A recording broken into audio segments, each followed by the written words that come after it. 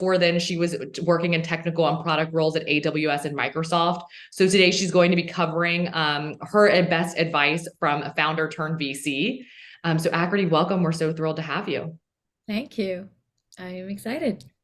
Awesome. Well, as always, we like to get it kicked off with just a little bit of a quick fire for everyone to get to know you a little bit, Akriti, and just kind of hear your take on what's going on in the market and the ecosystem right now. So would love to hear in the past year, what has been one of your favorite investments? My favorite investment has been like none of them are my favorite. All of them I equally love, so I did do the investment. But my most recent one was Recall.ai, which I did last year as a Series A. The founders are phenomenal. They are young, hungry founders who have iterated on the product for the last 4 years and then got onto something 2 years ago. They're trying to build the AWS for conversation data, which I think is exceptionally bold and interesting. But we can only imagine that video, audio, and desktop data is becoming more and more interesting, and they are building the infrastructure for that. So Recall.ai, they're looking to hire lots of people. So go look if you guys are looking for jobs. Awesome. And then what has surprised you most about venture capital in the past year? Um, what has surprised me is that I think what has surprised me is I think people are taking more ownership about like crazy times between 2020 to 2022. The high valuations and stuff like that. I thought that as fellow investors would just put it under the rug, but I think we're taking more ownership and we're like agreeing that we went a little crazy and like everybody's like in this together and trying to figure out like and be more diligent and be more focused on trying to do deals coming out of that. So I think the whole community has come together, helping each other figure that out. Awesome. And then looking ahead to 2024, what are you most looking forward to? Oh, lots and lots of things actually. But if one thing springs to mind is that there will be stabilization on a bunch of the Gen AI stuff is moving so fast that we have not been able to grapple, at least I have not been able to grapple my head around it. And I think there'll be a little bit more stabilization, a little bit more learning. So there's a huge wave of exciting opportunities for us to invest in, obviously. So that's the most like fun part about the job. And those all come from technology, which is moving at like rocket speed. So like, both that keeping in mind, I think I'm very excited about 2024 being a bit more stable, a bit more exciting because those technologies are now real products. Awesome. And then not trying to make you play favorites again, but would love to hear who is one of your favorite co-investors? I think one of our favorite co-investors has been the GP. Dan at GP is amazing. Then one of our upstream invest or downstream investors, sorry, has been Sam Garcia at Amplo. So there are just a bunch, but this community has some really good people. So excited to be working with them here. Awesome. Well, thanks so much, Akri. That was great for us to all get a little bit more of a preview into what you're working on. And we're excited to hear your presentation. So for everyone, as always, today's recording will be available on our YouTube immediately after, and slides will be shared on our SlideShare. So make sure that you're subscribed there. And Akri, we'll let you take it away and get some questions lined up for you too. Yeah. Hi everyone. This is going to be rocket speed because I think I'm going to give 20 minutes and then the rest of it is going to be questions. I speak really fast, so you might have to like either call me out if I'm speaking too fast. But really, guys, today's topic is about, sorry, I think I messed up on that. Yeah. Is about giving a little bit of an introduction about myself and about my fund and then why am I here? Telling you a little bit about my founder journey, like you guys heard a little bit, and then the VC mindset as to what are we like, what is the hidden secret behind it? There's really no secret. There's lots and lots of tips and tricks that we can take away, and hopefully this is helpful to you guys, right? Um, so quickly, why am I here? I have spent looking at actually at this point 10,000 pitches. It's been 6 years I've been doing venture capital. I've spent time with like 1,000 to 2,000 founders and teams. I've sat on the board of about 15 to 16 companies across different stages. And I've also looked at a lot of pitch competition. So from all of this, I've been able to like figure out what works, what doesn't work for me. And I think for every single other person, I think it's very, very different as well. So That's what I'm really here how to debug and like, distill as to what that means. Um, so my story, quickly jumping into that, 9 years ago, I was a founder of a B2B company that sold accounting software to small and medium-sized businesses in India. We were building basically the QuickBooks for India. It was before its time, so we didn't have a crazy exit or anything like that. But just to give you all a little bit of context, we were a team of four great co-founders and a team of a few more people working with us, and we pitched to about 10 to 12 VCs. Actually, only three came back. But think about it, the VCs were all focused on B2B SaaS in India. They were all looking for the same kind of ownership. They were all looking for teams who had engineering and product background. So why did only three come back to us and the rest didn't? So that's really what I was going to try to talk to you about at the VC mindset, because I think each VC or each venture capitalist has their own criteria, their own likes and dislikes, and I call it the dating game. I think founder and VC is just like being on Tinder, Hinge, and the likes of the world, where you go for the first meeting. You're like, do I like this person or not? You don't know. In the first meeting, you can't decide if that person's going to be a life partner. And there's a joke actually that there are more divorces than investors leaving boards. So you know what I'm talking about. There are more marriages that fail within 7 years than investors having to leave the board within 7 years. So this is even more important when you think about marriage and stuff like that. So let me go to the next one. Sorry, this. So let me give you a little bit of context on what is Ridge Ventures. So Ridge Ventures is an early stage B2B enterprise investor.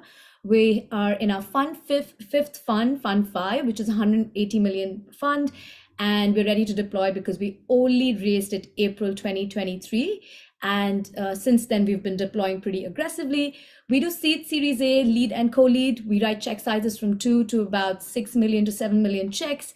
And one of the things that we do have is a huge Ridge revenue network. What we mean by that is that we have 330 CXOs in our network.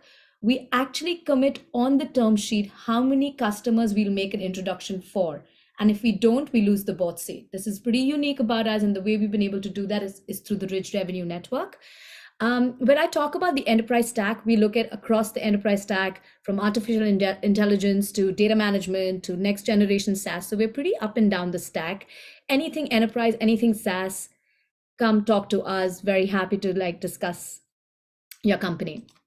So moving forward, back to the VC mindset. What do we look for? Honestly, I think the biggest thing for me is team, market that leads to opportunity. If you have a big market with a strong team with skill sets that I think are complementary, that's what leads to the opportunity, because the idea might change. You might have to pivot. You might have to figure out customer needs will change. But if the market is big enough and the team is complementary, I think you can use that opportunity to build that company. That's the big thing we're looking for, is future proofing what happens when you're building the company. So what is the VC mindset? I keep talking about it. To me, I break it down to, today I'm going to probably talk about 3 green flags and 3 red flags that I see when I think about the VC mindset. Okay. So the 3 big tips I can probably give, like I said, it's a dating game. You're probably, every investor coming into a coffee chat, just like a founder, is trying to pick up on some skills, being like, hey, is this person interesting, not interesting? Am I excited? Am I not excited? Things like that. There are these 3 practical things that maybe are the green flags in a meeting. Build things or sell things. I don't expect every founder to be either be technically or product savvy and be a salesperson. You can be either or. It's very rare that we find both in the same person, and it is okay. I think you don't have to be both. One of the things that I learned when I was a founder was that I was an engineer. I didn't actually know how to sell things. I was the CEO of the company and had to relearn everything. I went talking to people about the product features I was trying to sell, but actually what I needed to do was talk about the ROI my customers were getting out of my product, talk about their problems, talk about their emotions. So building things and selling things, I think if you have that kind of a team, that's what we're looking for, is that, hey, is the team complemented enough to being like people who can build things, people who can sell things? The second to me is mission led. And I don't mean it has to be impact oriented or anything like that. I think mission led is that the reason I look for mission led, and I think it's a green flag. An example I'll give you is that Tanya Bowler, the CEO of LV, it's a breast pump company, and she started that company when she became a mother and just thought that there weren't many interesting breast pump companies out there to help women breast pump while they're driving or doing grocery shopping. So it's not an impact company. It is very much a consumer first product company. But the reason we invested in her at Octopus, my previous job, was because she was mission led. And I think that really showed through when times were tough, that she was like, no, this is what I really want to build, and this is what I really want to give to the women of the world. And this showed up during investor pitches, because people, like, her passion rubbed onto our passion and was like, okay, this is the excitement that we really want to go after and we want to be investing. So I think mission led is a green flag, to be able to feel that you feel passionate. You generally have personal stories to talk about, right? Like why you're trying to build this, what problems did you face to build this, and it really keeps you going through the tough times. That's the mission led piece. And the third is culture, culture, culture. I think one of the biggest things that I've learned through my time talking to founders is that it's really important to understand what culture you want to bring to the table. Is it the Amazon Jeff Bezos, who will give you like, hey, you have to work on a wooden chair and table, and that needs to be built from the door, so you're frugal? Or is it the Apple that, hey, you're going to be tight buttoned up and not talk to each other because, hey, we're ex-Apple and we don't share that many secrets internally? It is coming down from the founder. It is coming down from the team. And I think that really defines who you attract, and for me, the way I judge that is who's your first or second hires? Who came, who left behind things and joined you? That is really important to understand culture. And why did they leave a lucrative job at Google to come join you? There must have been something about the culture that got them going. So that's the third thing that I think are green flags.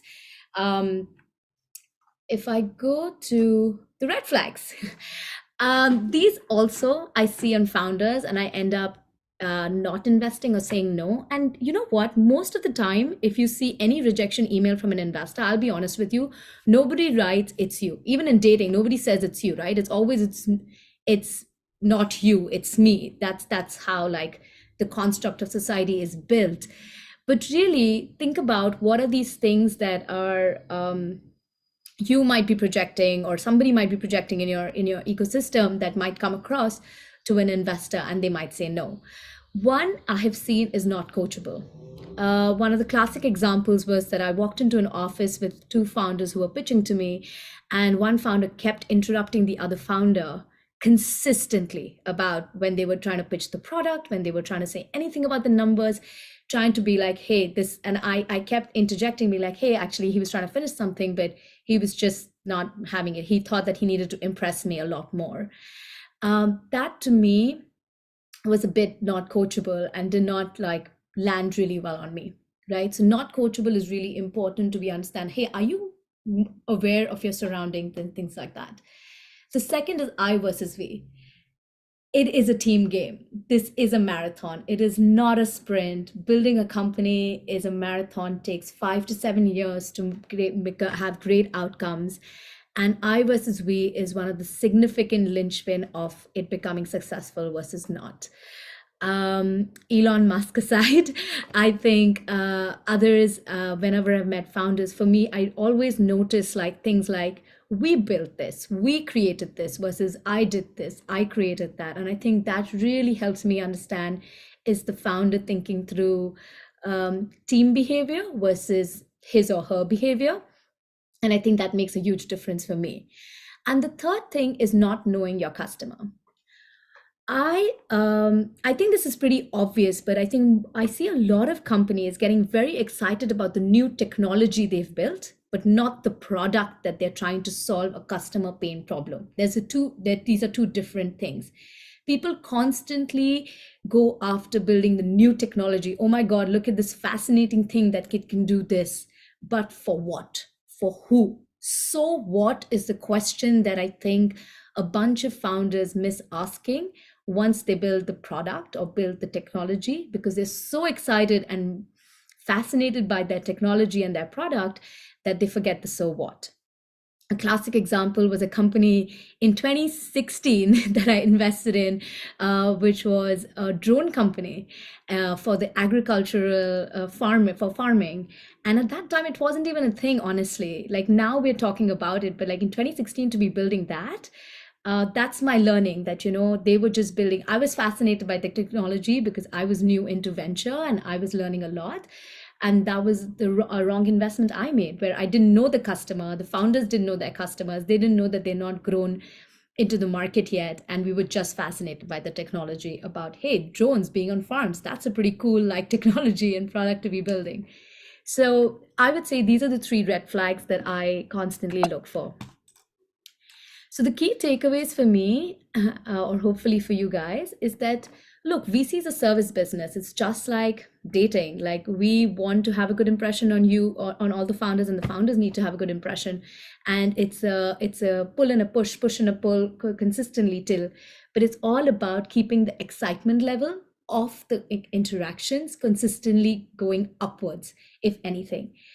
The second I would say is question all these questions that you're building. Like, so what when you're building the technology? So what? Who's going to use it? Who's liking it? Who's paying for it? Things like that. Question the question around, hey, what is our culture? Why is this person he's leaving his Apple or her Apple lucrative job and joining me? What is it that we're doing right, or what is it that we're doing wrong? And really, the mission-led piece is why spend 8 years on something like that might. You're giving up 8 years of your very lucrative 20-year-olds, 30-year-olds, 40-year-olds, like big decades here, giving up on that to build something. So I think that's really important. And then build a culture so that people are attracted and know your customer. Thank you. I think that was it. Hopefully this was useful, and I was on rapid fire for 15, 20 minutes. And I'm very happy to take any questions now. Thank you so much, Akriti. We're going to have plenty of time for questions.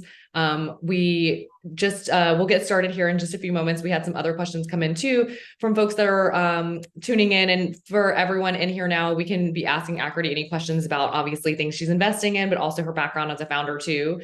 Akriti, one question we had is, would love to just hear kind of the investments that you're working on now. Are you primarily only working on AI investments this year, or like what would you say is your percentage breakdown for new? None of my investments last year, other than one, were AI. And this year, the same. I don't think AI is the starting point. I'm still looking for, like you said, finding the problem, the customer, the problem that we are solving for the customer. I'm really running after that. So the things I'm excited about right now is B2B marketplaces. I'm looking at a lot of export marketplaces. I'm spending a lot of time on embedded finance kind of tools for these marketplaces. I'm spending a lot of time on dev tools, on figuring out what's actually happening around auto code cleanup. But then what does auto code cleanup actually end up doing? Is there more work, less work, things like that? So there's a fair amount. I would say 30% AI, 30% the traditional B2B SaaS, 30% any new things that are coming up, which might be vertical SaaS for me, and then 10% maybe I'm opening up to like deep infrastructure security stuff, which I spend some time on, but I've not found anything that I'm excited about recently.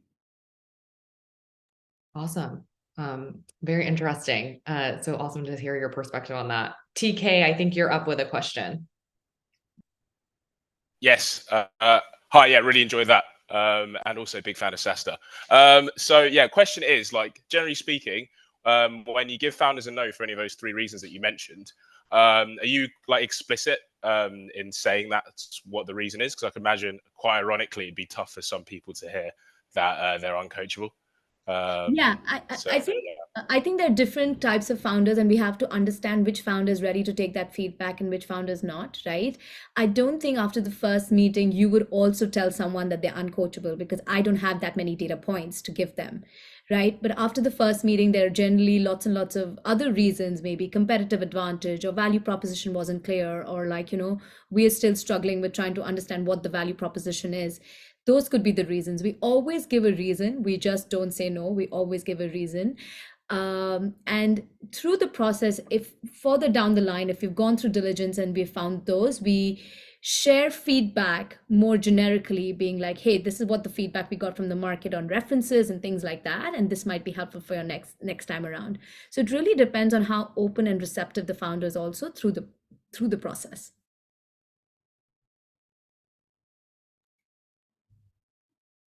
Thank you so much for your question. Next up, we have a question from Anastasia. Yeah, thank you very much for your small presentation. It was very, very interesting and insightful. So can you please share some details? Do you have any region preferences to, I mean, the company who you invest, are some market specific, or they're global, or some insights that will be available? Thank you. Yeah, thanks so much for that question. We look at USA and we look at Europe as well, mostly seed Series A.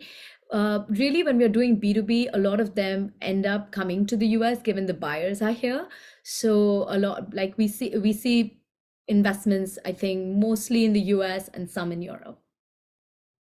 Thank you. Awesome. Jason, I think you have a couple questions about some minimum bars that you're seeing for different series. I'll let you hop in.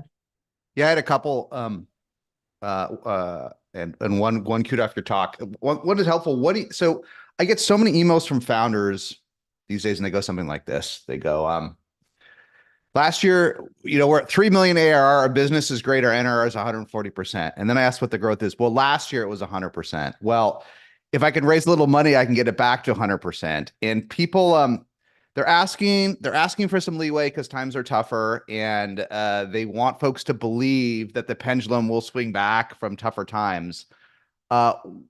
What's your thinking on that? Yeah, I think you're absolutely right, Jason. Thank you for the question. I think that means that there is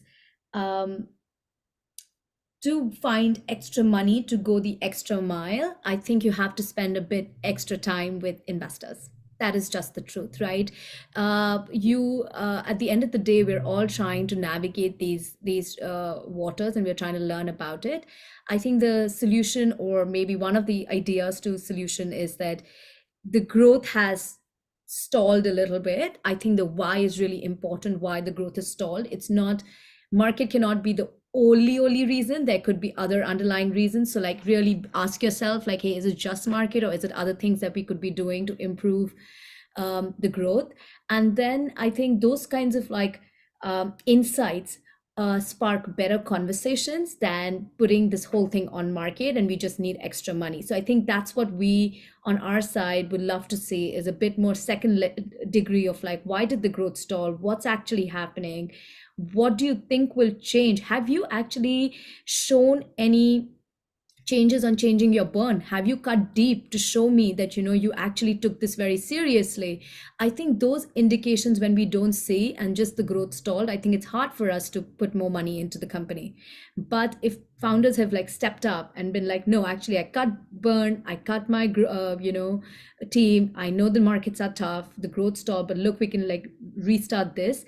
I think those are very fair conversations we are having right now. Yep. I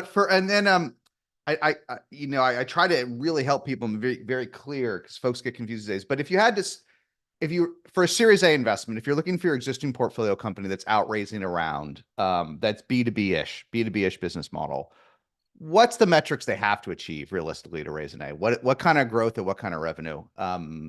If you had to simplify, what's the metric to raise an A today?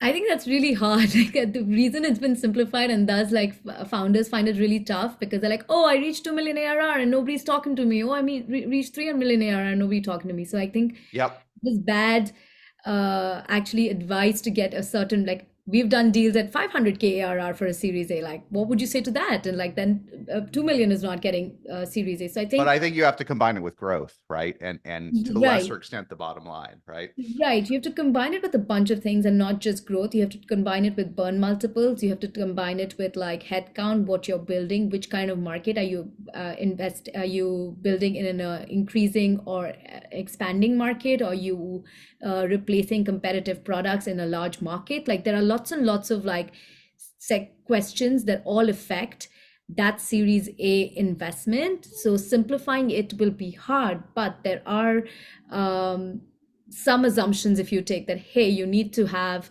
a burn multiple of not 3x. That is crazy, right? And then 1x is good. Like there are some benchmarks that you can play around with. Revenues between 1 million to 2 million is good. 2 million to 3 million is great. Growth of 2.5x to 3.5x is great, good to great. So I think there are benchmarks that you could probably like start thinking through, but I don't think there is single digit numbers that if I checkbox all of this stuff, it just gets me a Series A round. For sure. Akriti, David has a similar question about burn, a bit more specific about your recommendations on burn. So I'll let him jump in. Sure, yeah. Hey guys, thanks very much for the presentation, Akriti. Once you've invested, so you've done like a Series A, you've provided $5 to $6 million, like you said. Where do you suggest that your companies are burning that cash? Is it the 2021 timeframe where it was like burn it in 12 months, grow as fast as possible? Or is it use that to get to cash flow neutral as quick as you can, kind of thing? And I'm sure it's somewhere in that scale, but how do you come to that kind of conclusion? Yeah, so I do. Sorry, David. I don't know if it is between the two. What is the expectation is that once you do get Series A money, you're running after it. You're keeping it with you for 12 to 24 months, maybe even 30 months, and you are looking to grow 3x. Double, triple, like you'll have heard everywhere, right? So you're really, if you're a 2 million business, you're probably trying to run at a rate of 6 million next year. What will 6 million get? How will you get to 6 million? Is it realistic? First of all, that's the question. Is 6 million actually realistic in 12 to 15 months? If that's not the case, then we need to, like, one of my enterprise companies is slow moving, large average sales cycles.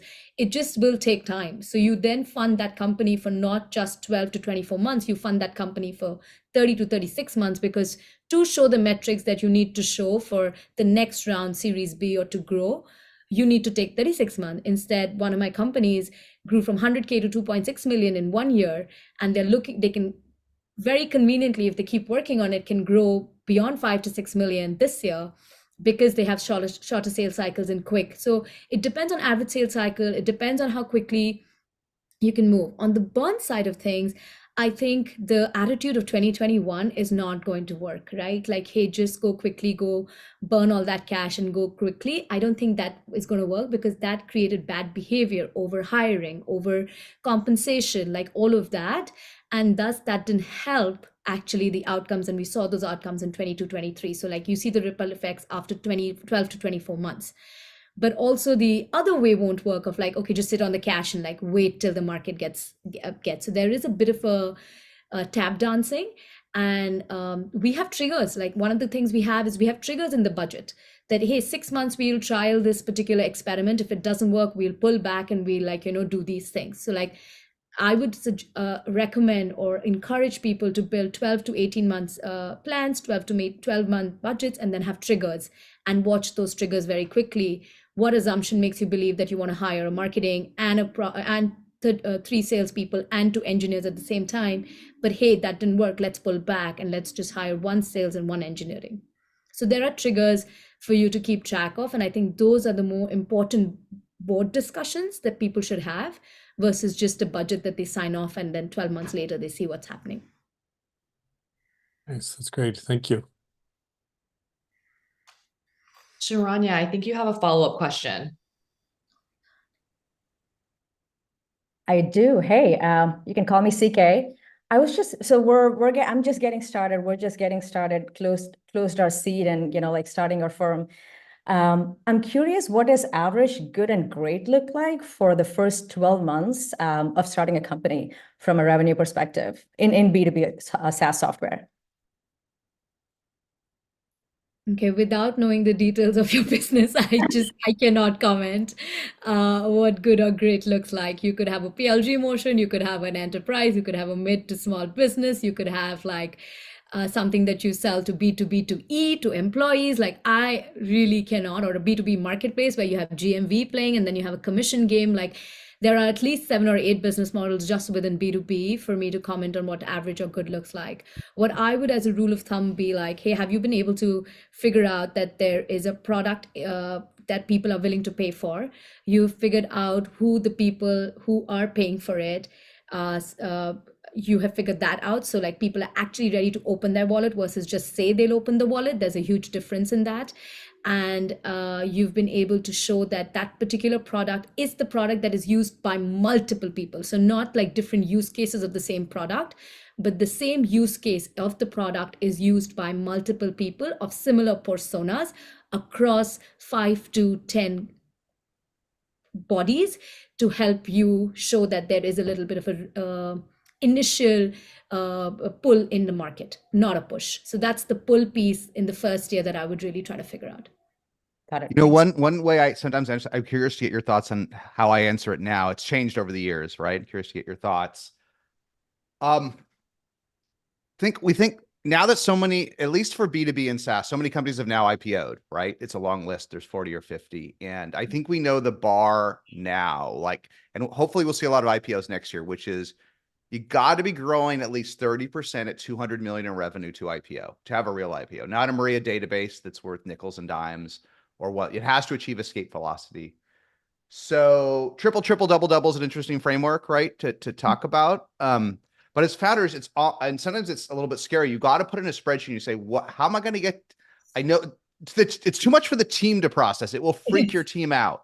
But as founders, you got to be like, okay, I got 8 years, 10 years, 20 years like MailChimp or UiPath didn't even get to $1 million in revenue for 10 years, but I got to hit that escape velocity. And what's it going to take to do that? And there's a certain amount of honest self-awareness after a couple million in revenue. You can ignore it until then, but triple, double, or triple, double is annoying framework and it annoys founders, but put it on a spreadsheet. Like you sometimes just don't get there without it. Like you have to get there is the thing.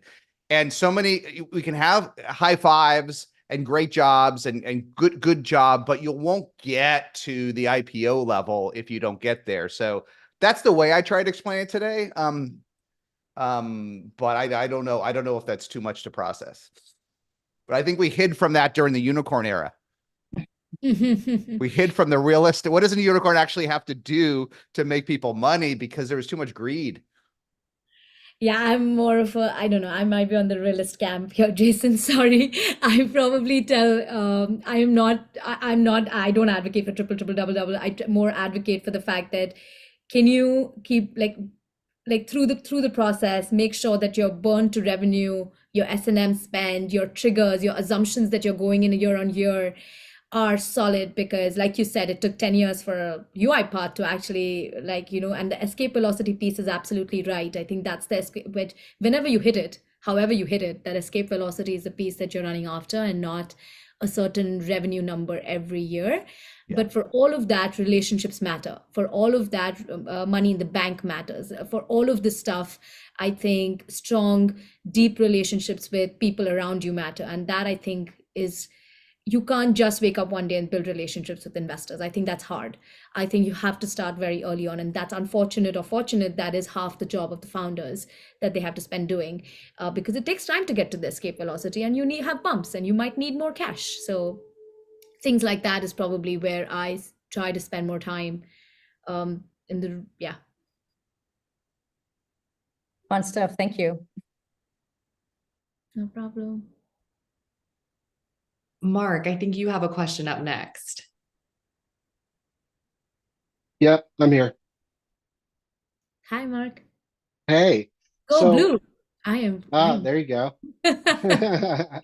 So assuming enterprise SaaS here, right? And I feel like a lot of us have been asking pretty similar questions in some ways, but any specific metrics and or expectations in regards to growth come to mind, from a VC perspective, that have changed or will have, increased focus in 24 compared to 4 years ago, right?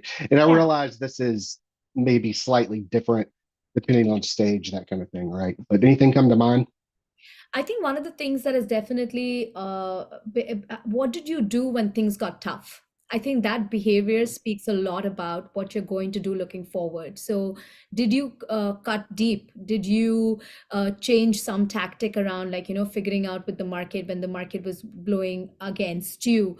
If you were still in business in 2020 to 2023, what did you actually do? I think I'm more curious to learn about that behavior, because that behavior tells me a lot of like forward-looking behavior of what you're going to do. And an example would be one of my companies earlier, like I said, grew to 2.6 by burning 800K. Right. So like, what did you like? They had enough money in the bank. They had their seed money in the bank before I did the Series A as well. And one of our Series C companies has the Series A money in the bank still till Series C. And we did the deal, like seed was done in 2019. So it really depends on the founder's mentality. That is being questioned a lot more. The founder's intent, the founder's like resilience of the product is being questioned and dug deep into a lot more. And to me, that means the culture piece I was talking about. Who's the second and third person who joined you and stayed with you through the tough times, even though you probably had to pay them half the money? Or, one of my founders is considering not taking salary for the next 6 months because things are tough right now. And I think those really show up in different shapes and form. So that's one metric. If that's qualitative or quantitative, I don't know, but I think I've been seeing that a lot and I've been very impressed by the founder community in general. Anything, if I can ask one additional? Yeah, We please. have time. So anything specific, maybe to a new, how you would view the new investment, right? As opposed to like growth and how they're Yeah. doing, right? Yeah, I think one of the things is that raise enough because things are going to get tougher. I don't think we're outside of the lump yet. I think there's going to be a little bit of more pain coming soon. And I think raise a bit more. Folks are like, oh, if I just take 200K and run with it, like that's fine. No, it's okay to raise like 500K if you wanted 200K, just so that and give yourself enough time. Things are not going to start showing up in 3 months or 4 months or 6 months. I think things are just taking time. Even in serious companies, things are taking time, from like sales cycle, value, customers, budgets getting cut, so people are not paying for it. So that's second. And third is probably someone who's starting up, do more with less. It's possible. Like that has changed. Like mentality has changed. It was true even in 2020. The behaviors didn't show it, but honestly, it's possible. With 6 engineers, if somebody can get to 3 million ARR, I am confident, and it's a very technical product. I am confident, being an engineer previously myself, that it's a reality. You don't need 15 people at seed. Like that's just not what you need. So I think doing more with less is probably the one thing I would really say, and keep that attitude through good times or bad times. I think it'll really serve everybody well. Thank you. Appreciate it. Maybe for what it's worth, I could add maybe one specific answer, because I think, Akriti, you said something super interesting. I think when I started investing in SaaS and cloud, I do think if you hit 2 million in ARR with 100% growth and 100% or more NRR, you could get funded. It's not that simple, but that's what people were looking for. There weren't that many plays with 2 million, 100% growth, 100%, because it was an annuity, right? The 2 would become 4, would become 8, 16, it might decline to 30. That was pretty good. Not only in some cases is the bar gone up, right? If you look at the incredible growth of some of the leaders, right, which have grown even faster. But I think what we figured out the last couple of years is some of them stopped growing. I didn't think anyone would stop growing with those metrics, but especially a lot of folks in B2B stopped growing. And I think people are worried that stuff stopped growing. And 80% of the money I know from SaaS investors is all in AI, because they're looking for even faster growth. So I do think it depends. But when I talk to GPs I've worked with for years, they want triple-digit growth at 2 million, and they want some kind of AI or magic pixie dust or something, because we now worry a little bit about deceleration at scale. And we used to worry it couldn't even happen. Like you couldn't even get to 100 million, 200 million. Now there's too many portfolio companies that are at 200 million growing 12%. And that was a hot company that's now stuck, and just there's burnout there. So this is my view from the street. And so people want to be cut slack. They want this, but actually the bar is higher than it's ever been in my career. It's not impossible. It's just, you got to check the extra boxes. Like you have to be more than great SaaS or Yeah. people are going to walk away today. Yeah, I think you're absolutely right. I think the bar is definitely higher. Binoculars are on and you're looking at a little bit more microscopically. Yeah, absolutely right. But if there's a non-AI company who's growing really fast, please come to me. Because then I'm okay with investing in non-AI companies. Yeah, you might have to just meet 5 times more folks, and that's okay. Like Yeah. there's nothing wrong with that, right? But literally, and if it took me a while. The weird thing is, for what it's worth, then I'll be quiet. But we think that like because of the, let's say there's 1,000 unicorns in our space and 800 won't make it. Okay, they won't be IPO, they won't be great. A lot of founders think, hey, VCs must be more conservative now because of that. That's wrong. Actually, VCs are looking for more. They're looking for decacorns, big funds. Any fund 500 million or higher. Your fund, Ridge, is the last one's 170 million, so you can be flexible in life, okay? But forget about the multi-billion-dollar funds. Even a $500 million fund to make money has to search for decacorns, $10 billion up, and go on the BVP Cloud Index and do a sort of which SaaS companies are worth 10 billion or more. It's not that many anymore. There used to be a lot. Some Asanas, the others, they're worth 4 or 5 billion bucks. That's after so much time. And so where do you find a decacorn? Like, it's not enough. You got to find an OpenAI, right? I'm not being literal, but think about it for a minute. Like, if you want to depack this, if you want to invest your time as a founder, you have to understand the business model of your customers and VCs, right? And look, who's worth 10 billion or more is tough out there. So don't get me wrong, a smaller fund can make money on just a merely $1 billion outcome, but the big guys can't. So they've tilted. They haven't given up. They're just tilting, whether it's crypto or AI. They got to find the 10 billions. It's just that otherwise they can't return a $2 billion fund into 6 billion. It becomes mathematically impossible.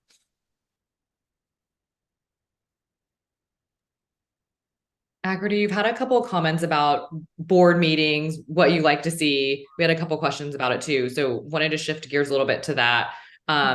With kind of your framework of like red flag, green flags. Once you've made the investment, you're on a lot of boards, you've consulted with a lot of folks. What are kind of your top green flags that you love to see at those board meetings, and maybe some red flags that put you off after these first ones? Ooh, I think once you get on the board, once you get on the side of the founder, you're on the side of the founder. So there is no like red flags turn off from the board meeting because I'm going to spend the next 7-8 years with the company potentially. So I think there are lots and lots of green flags. There is actually a template that I always like share with the founders, being like, hey, this has been very useful for me in previous boards. If you want to look at that, if you've not ever, like generally when I get on boards, it's the first time they're starting a board because I get in very early. Seed and Series A, they probably don't have a board, or they have a board which has been pretty unofficial, like calls on months. So like for me, every time I get on, I get a chance, or I'm lucky enough to get a chance to like set, hey, this is what good looks like and what I've seen as good look like. So just to give you a quick snapshot on what that good looks like is in the beginning, just having red light, yellow light, and green light of things that are going well, things that are going okay, that we expected them to go well, but they're going okay, and things that are like, concern in the founder or the team. So just giving that traffic light in the beginning is very, very helpful. Then obviously talking through the metrics, the financial metrics, the burn, the cash in the bank, the revenue, all of that household stuff, which I should just read before the board meeting and know if I have any questions I can ask, but I should be reading all of that stuff before the board meeting. Similar stuff around any product updates that I should just be reading and knowing. So like just household items that like you want to make sure that I have read before coming into the board. Those are the first like maybe 4 or 5 slides. The second, the large part of the board is basically focused on like a topic. Like if you're struggling with top of the funnel, or you're struggling with like middle of the funnel, and we discuss strategies around it, and you come with strategies. You come with like, hey, we're trying these 3-4 experiments. What has worked? What's not worked? So that's been a really good attitude that we've worked with on boards, and it's been really, really fruitful because you get different points of view. At that point, you're getting 2 or 3 people for 1 hour of their time consistently focused on this. So it's kind of useful.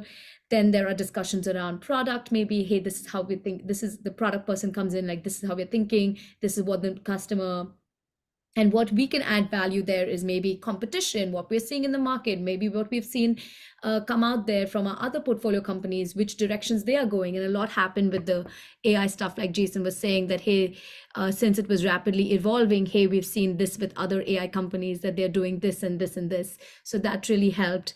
And then the last is probably just governance and like any conversations that need to be happen on the compensation, on remuneration and things like that, which basically is the end of it. So this is how like generally board meetings are useful, structured, but they change quarter on quarter. Some have month on month. So like they change based on what the need of the hour is. Awesome. Thanks so much, Akriti. That was super helpful, like several good tactics in there. We appreciate your time so much. Do you want to let folks know how to get in touch with you if they do have some non-AI projects that they want to talk to you about? Yeah, I was kidding with Jason at that point, but AI or non-AI, I'm really looking at SaaS or B2B enterprise companies. So please reach me at, I'll type it out. It is my first name at ridge.vc, and it's also on my LinkedIn. So like my email is on my LinkedIn in the experience section, which people can directly reach me at. Awesome. Akriti, thank you so much for the time. And everyone, thanks so much for your great questions and for joining another Workshop Wednesday. We have another VC session next week. We are talking about AI, but we have Sadia Hedge from Unusual Ventures. She's going to be talking about kind of a topic everyone's wondering about, but pricing strategies for AI products. So Sadia is up next week, and we will see you guys then. Akriti, thank you again so much for the time, and we'll see you soon. Thank you. Hopefully this is helpful. See you guys.